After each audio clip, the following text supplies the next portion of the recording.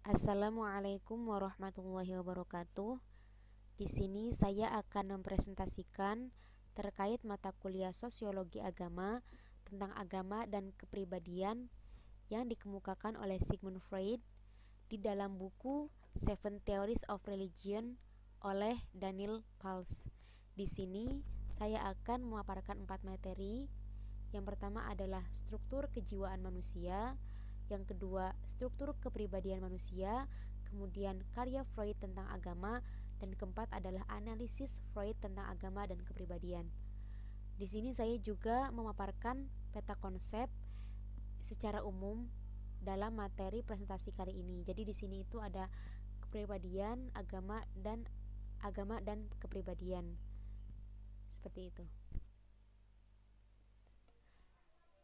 Materi yang pertama yaitu struktur kepribadian manusia. Sigmund Freud merupakan seorang ahli psikologi yang memaparkan tentang teorinya, yaitu tentang psikologi psikoanalisa.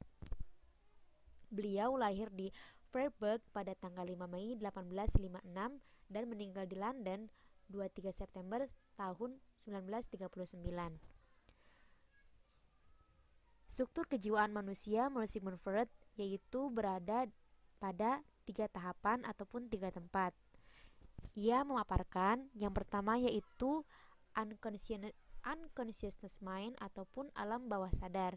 Di sini Sigmund Freud menjelaskan bahwa alam bawah sadar merupakan alam di mana dia berasal paling bawah dan memiliki sifat ataupun dorongan, insting, impuls yang dibawa sejak lahir serta pengalaman-pengalaman traumatik pada masa kanak-kanak.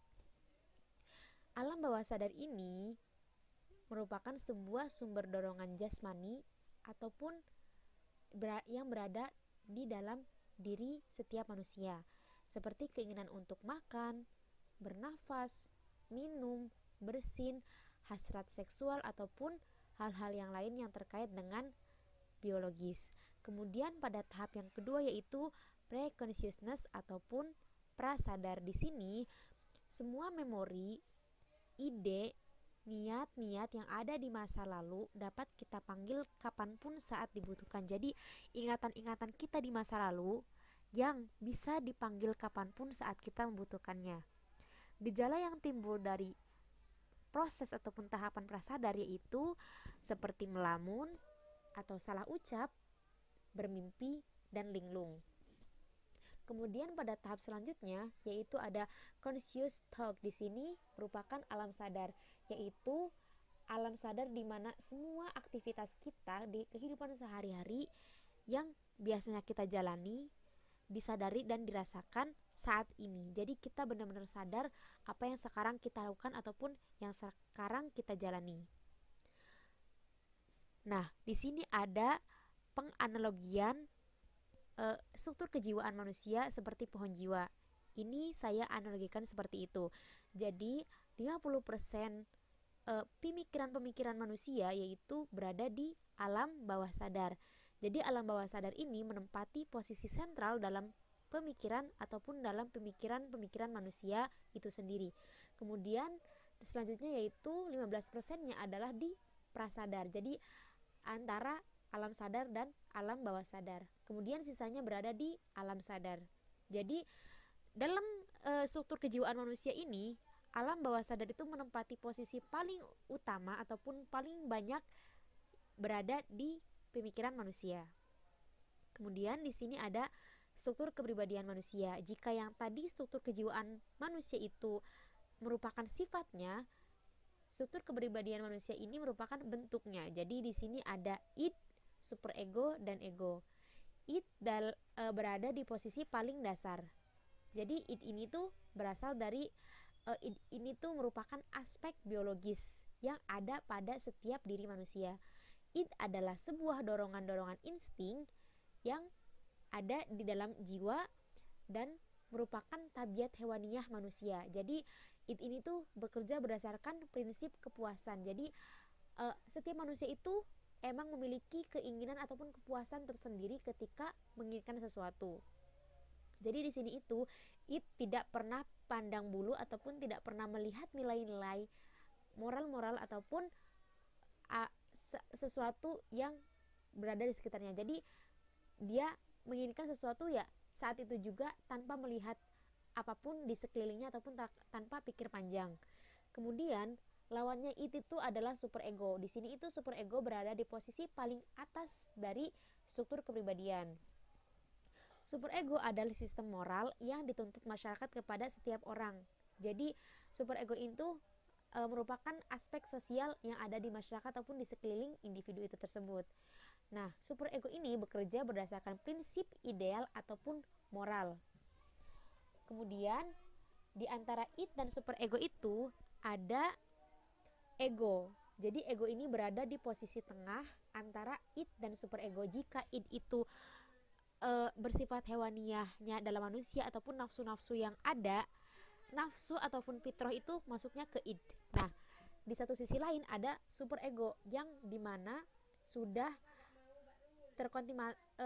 terkontaminasi ataupun sudah dipengaruhi oleh masyarakat.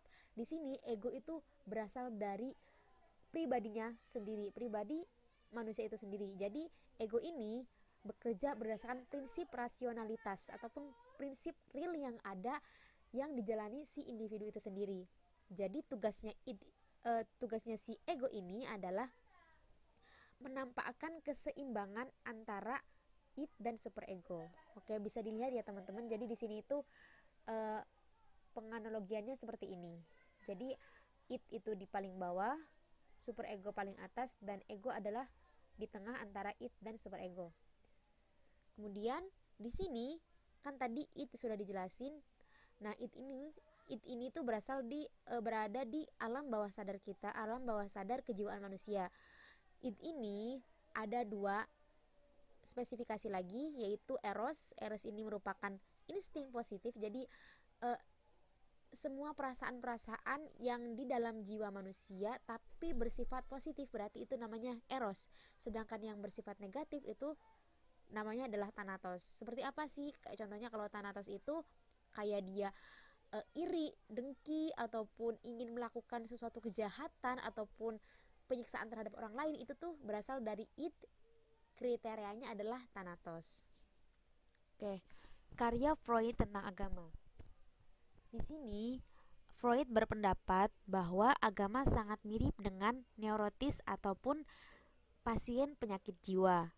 Sebab orang yang mengidap neurotis akan meyakini dan melakukan hal-hal yang irasional. Maka agama pun demikian, mempercayai dan melakukan hal-hal yang irasional. Di sini orang ataupun pasien yang mengalami penyakit jiwa mengalami gangguan psikologis yang biasanya muncul karena ketertekanan hasrat seksual. Sedangkan orang yang beragama diakibatkan dari ketertekanan diri, yaitu pengontrolan terhadap insting ego.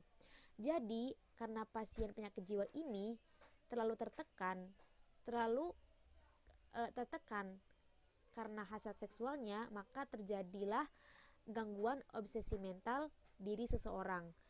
Jadi gangguan mental obsesif ini biasanya ditemukan oleh psikoanalisi dalam diri seorang individu.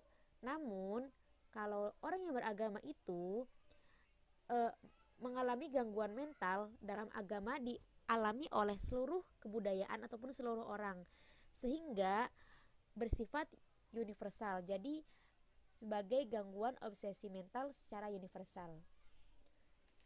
3 buku agama Sigmund Freud, yaitu yang pertama adalah Totem and Taboo. Di sini buku beliau menjelaskan ataupun dipengaruhi oleh pemikiran revolusionis dan ide-ide evolusi dan intelektual yang dikemukakan oleh tokoh sebelumnya, yaitu Abby Taylor dan Fraser.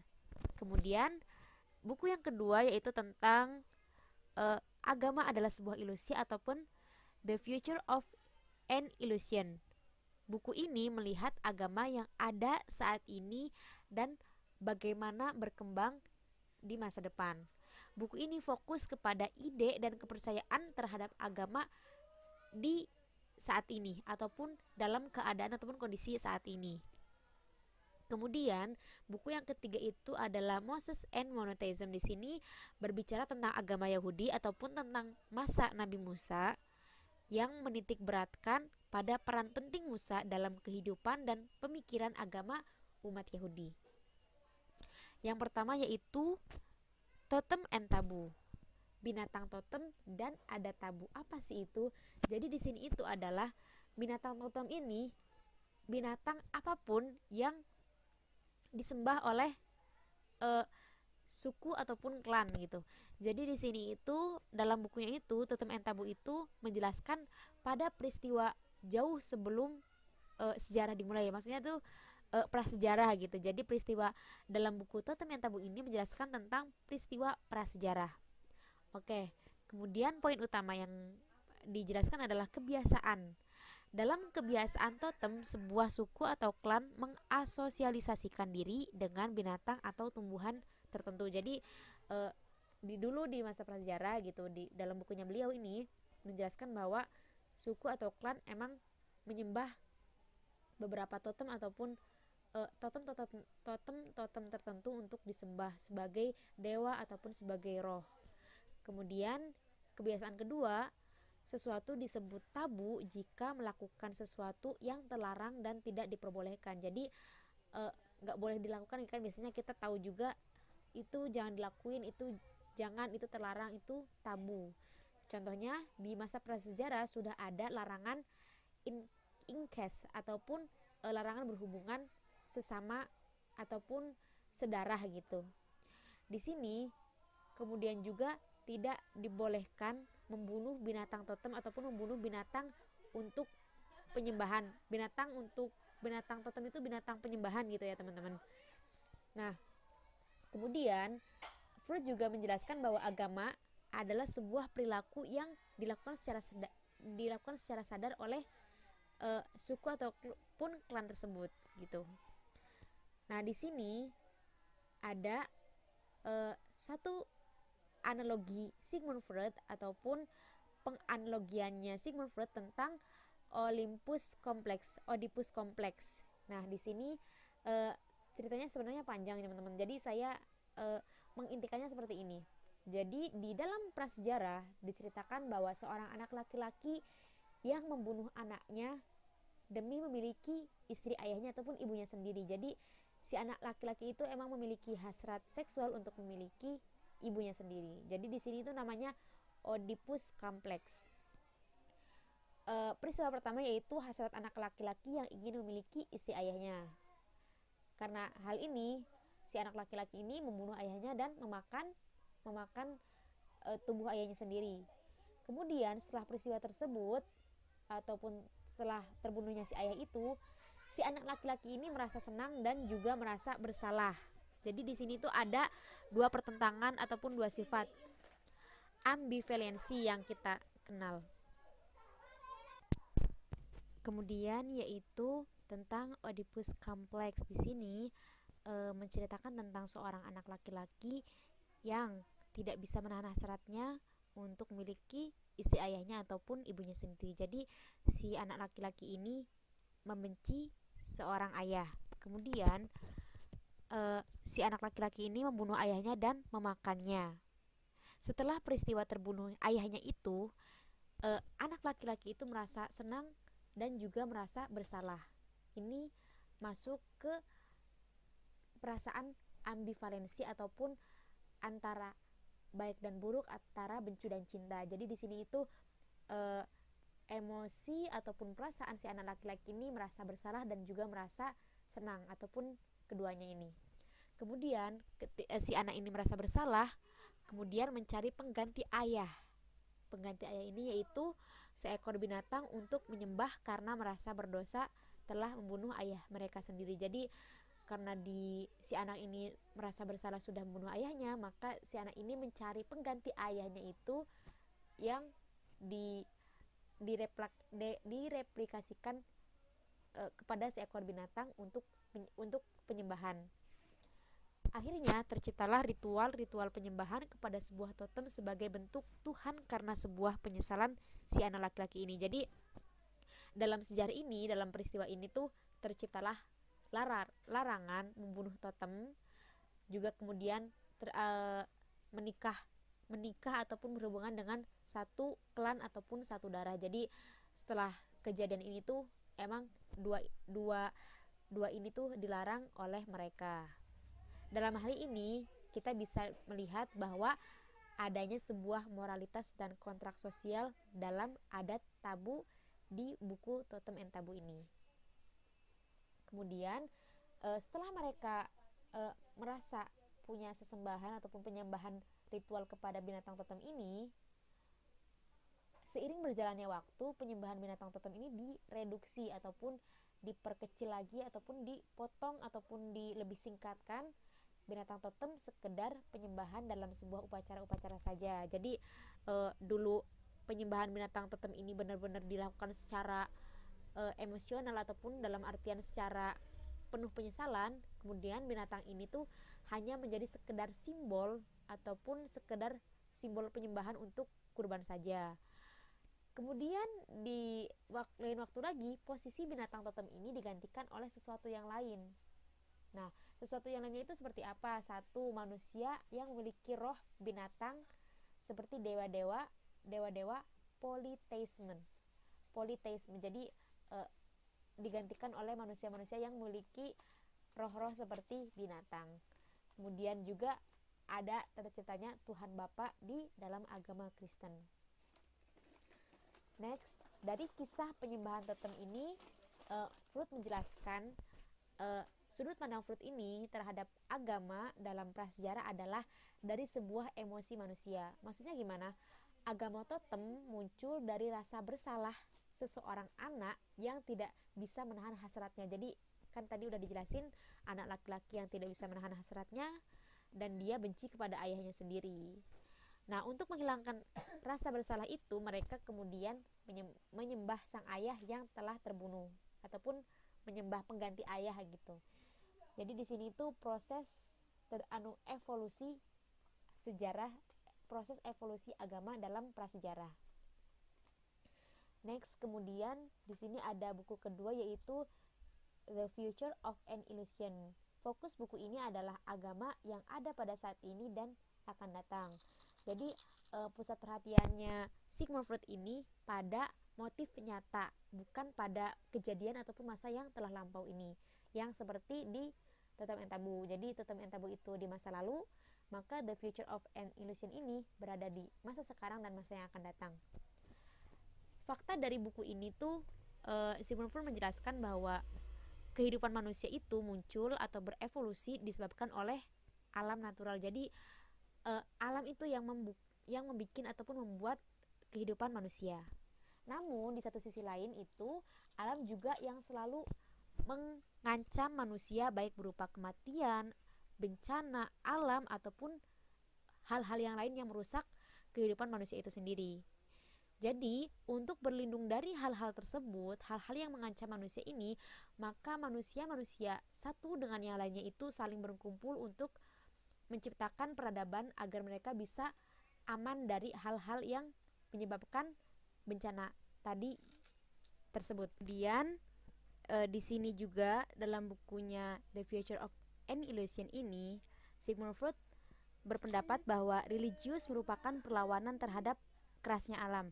Mohon maaf, ini maksudnya tuh kerasnya alam, manusia dan hubungannya dengan hukum alam. Jadi kan tadi udah dijelasin bahwa alam itu melahirkan kehidupan manusia, namun alam juga yang mematikan manusia. Dalam perbedaan di masa kanak-kanak dan dewasa. Jadi di sini itu ada integrasi kepercayaan terhadap Tuhan di antara masa kanak-kanak dan dewasa. Kemudian juga memiliki kepercayaan pada Tuhan karena Tuhan dengan segala kekuatannya dapat melindungi dari ancaman alam. Jadi kan karena tadi faktanya adalah alam melahirkan manusia, tapi juga alam juga yang membunuh manusia, maka manusia ini memiliki kepercayaan pada Tuhan karena melindungi dari ancaman alam karena percaya kepada Tuhan. Kepercayaan pada Tuhan ini memberikan ketenangan dalam menghadapi kematian dan merasa mendapatkan imbalan pahala.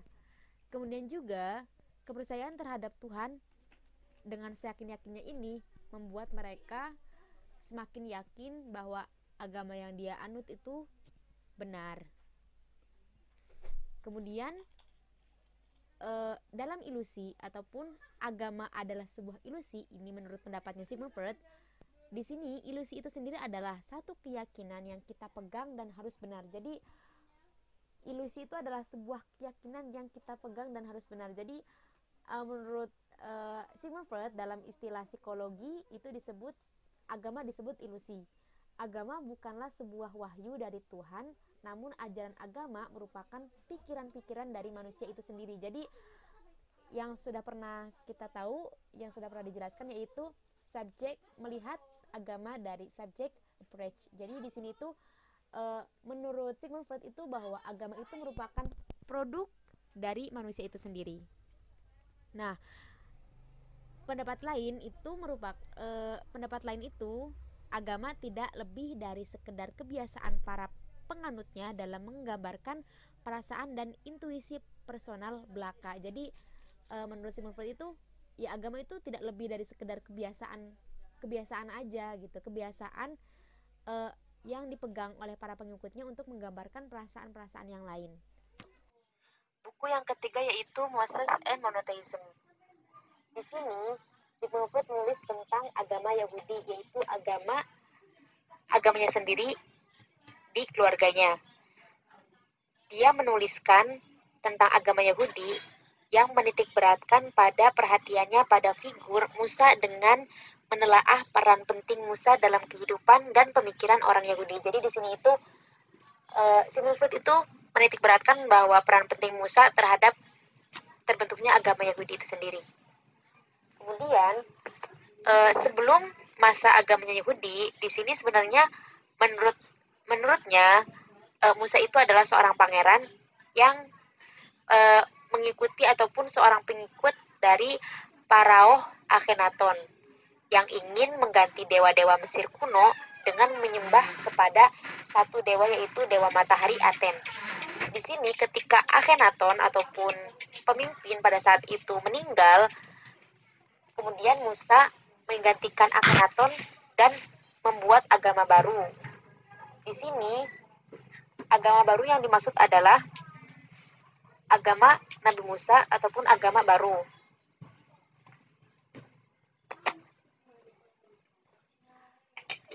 Ataupun yang kita ketahui juga yaitu sebagai agama Yahudi. Di sini perannya Nabi Musa terhadap bangsa Bani Israel itu sangat penting karena Musa ini menyelamatkan bangsa Bani Israel dari kecaman kerajaan Mesir. Namun pada suatu waktu ketika mereka sudah berhasil memenangi perlawanan dengan kerajaan Mesir, Musa yang memiliki banyak pengikut ternyata terjadi pemberontakan oleh pengikutnya itu sendiri. Dan pengikutnya ini yang mengingkari Tuhan Musa, itu kemudian membunuh Musa, dan agama Musa yang maksudnya agama kedua ataupun agama Musa yang dibangun oleh Musa sendiri itu menghilang sedikit demi sedikit. Namun pada beberapa dekade kemudian, Nabi baru datang untuk memulihkan kembali agama Musa, yaitu Nabi ataupun bisa kita sebut juga namanya adalah Amos ataupun Isai. Agama ini kembali memperoleh kepercayaan pada umatnya. Jadi agama Yahudi itu waktu Nabi Musa terbunuh, agama itu juga menghilang. Namun ketika ada Nabi baru ataupun Nabi baru yang datang untuk memulihkan agama Yahudi ini, maka orang-orang juga kembali mempercayai ataupun menganut agama Yahudi lagi. Kemudian menurut Sigmund Freud itu menjelaskan bahwa cara terbaik menjelaskan agama melalui pendekatan neurotis. Di sini bisa kita lihat ya teman-teman, dimulai saat masa kanak-kanak dengan kejadian traumatis, kemudian dilupakan secara paksa untuk sementara. Kemudian dilanjutkan pada periode pemendaman. Jadi di masa anak-anak mendapatkan pengalaman traumatis, kemudian dipaksa untuk memendam di sini di tahap kedua ini, nah di saat ini tidak ada satupun yang muncul dan berjalan normal, ya seperti biasanya. Namun pada tahap selanjutnya ataupun tahap pubertas atau awal dewasa, perilaku irasional muncul pertanda adanya gangguan mental neurotis. Jadi ketika anak-anak ini mereka memiliki trauma, kemudian dipaksa untuk dipendam di periode ini, kemudian ya jadi biasa, namun pada tahap selanjutnya perilaku ini bisa saja terjadi. Jadi bisa saja ketertekanan itu timbul setelah dewasa dan ini menyebabkan penyakit ataupun penyakit jiwa neurotis. Analisa agama. Di sini penjelasan Freud terhadap agama. Yang pertama yaitu agama pada awalnya adalah masalah intelektual. Kemudian agama adalah sebuah sistem pemikiran yang pernah diyakini namun sekarang dianggap sebagai kesalahan dan absurd. Agama bukan dipandang rasional tidaknya, tapi dari dalam alam bawah sadarnya setiap masing-masing orang. Jadi di sini itu Freud menjelaskan bahwa agama muncul dari emosi dan konflik yang lahir sejak masa kanak-kanak dan terletak jauh di dalam alam bawah sadar kesadaran rasional. Jadi meskipun Freud tetap menjelaskan agama itu dari segi emosi dan konflik di dalam kepribadian manusia, Freud juga tetap menjelaskan bahwa agama dianggap sebagai gangguan mental neurotis yang sudah tadi saya jelaskan. Kemudian di sini juga beberapa pendapatnya juga yaitu agama bukanlah suatu realitas tapi hanya penampakan luar, sebuah ekspresi dari sesuatu yang lain. Jadi menurut menurut Freud itu agama itu bukan suatu yang realita ataupun yang kenyataannya ada ataupun nampak, tapi itu hanya sebuah penampakan luar dari ekspresi sesuatu yang lain gitu. Kemudian agama bukanlah pendorong utama dalam tingkah laku dan pemikiran manusia. Jadi di sini itu menurut Freud itu agama itu bukanlah pendorong utama, tapi yang dimaksud pendorong utamanya itu dari kepribadian ataupun dari emosi yang ada di alam bawah sadar setiap masing-masing orang itu sendiri. Kemudian di sini juga ada dan karena bukan pendorong utama, karena yang dimaksud di sini agama bukan pendorong utama itu karena karakter agama itu adalah pasif, maksudnya agama itu selalu pasif. Jadi yang aktif itu adalah kepribadian setiap masing-masing orang itu yang memiliki keaktifan untuk mempercayai sebuah agama. Kemudian di sini fungsi utama agama adalah merefleksikan suatu realitas lain yang lebih kuat dan fundamental yang terdapat di alam bawah sadar manusia. Jadi secara tidak sadar di sini itu intinya Sigmund Freud adalah agama, kepercayaan seseorang terhadap agama itu yang memang berasal dari alam bawah sadarnya sendiri. Mungkin cukup sekian presentasi pada kali ini. Mohon maaf jika banyak kesalahan dan kehilafan. Mungkin dari teman-teman jika ada kritikan dan saran buat saya, bisa komen di bawah ini ya teman-teman. Terima kasih. Wassalamualaikum warahmatullahi wabarakatuh.